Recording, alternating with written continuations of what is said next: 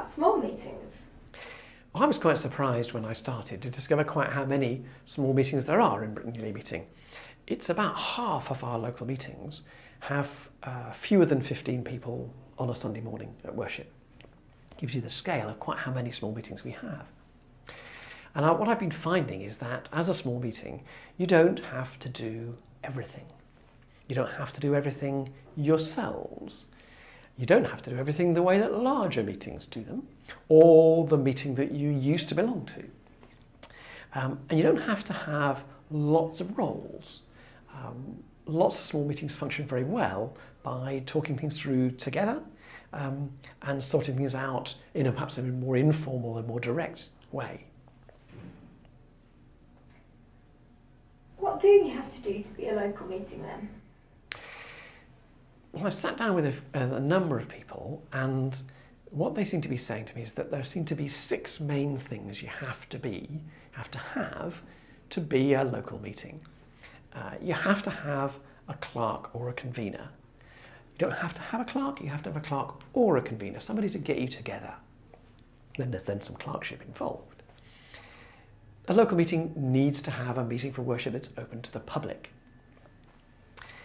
It needs to be known. You don't have to do what it says in Quaker Faith and Practice, which is be in the phone book, but you do need to be known. So it's more probably about the web and about notices and connections.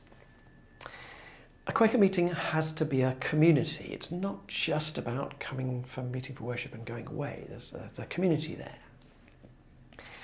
It also needs to be connected to other Quakers. Often that's through the connection to the area meeting, and sometimes it may be stronger with another local meeting nearby.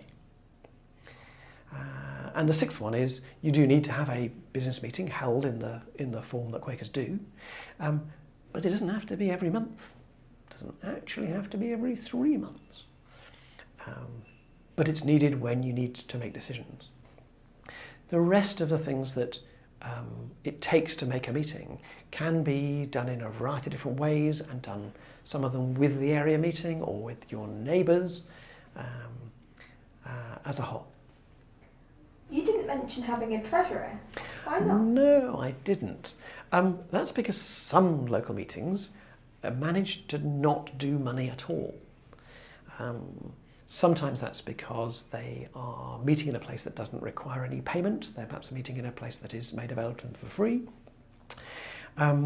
Other times they have managed to place their financial transactions within the accounts of another local meeting or within their area meeting if there's not a lot of transactions that merits having a whole set of accounts of their own.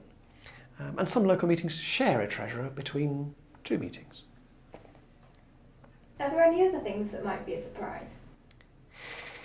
Well, one possibility is that 2 or 3 local meetings, as they stand now, might come together and have a single business meeting across 3 public meetings for worship.